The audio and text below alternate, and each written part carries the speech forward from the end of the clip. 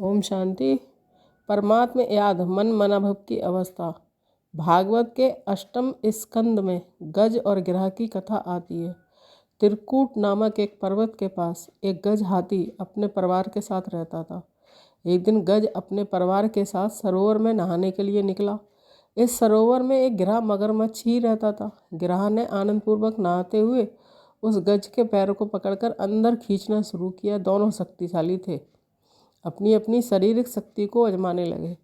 अच्छे खासे डील डोल वाले विशालकाय गज की शक्ति गिरह के सामने सफल न हुई। गिरह उसे खींचता गया और गज अंदर को धंसता ही चला गया। गज के प्राण संकट में पड़ गए।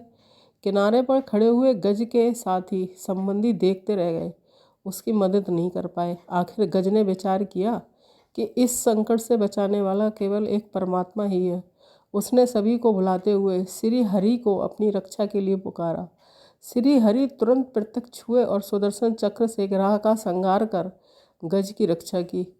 गज और गिरह के युद्ध की कथा मन मनाभव के मंत्र द्वारा सफलता मिलने की बात को स्पष्ट करती है। जब गज ने संबंधी आदि की अनेकता से निकलकर एक परमपिता परमात्मा को याद किया तो उसे तुरंत ईश्वरीय सहायता मिली। ये स्थिति मन मनाभव की स्थिति है। ज्ञान धारण करने वाली मनुष्यात्मा ही गज अर्थात महारथी के समान है। माया इस संसार रूपी सागर में गिरह है। माया रूपी गिरह ज्ञानी रुस्तम बच्चों को भी खा जाती है। गिरह के समान माया भी गुप्त रूप में आकर ज्ञानी को पकड़ लेती है।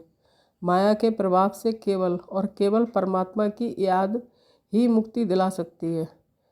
तो नित्य याद करो सिर्फ परमात्मा को। ओम शांति।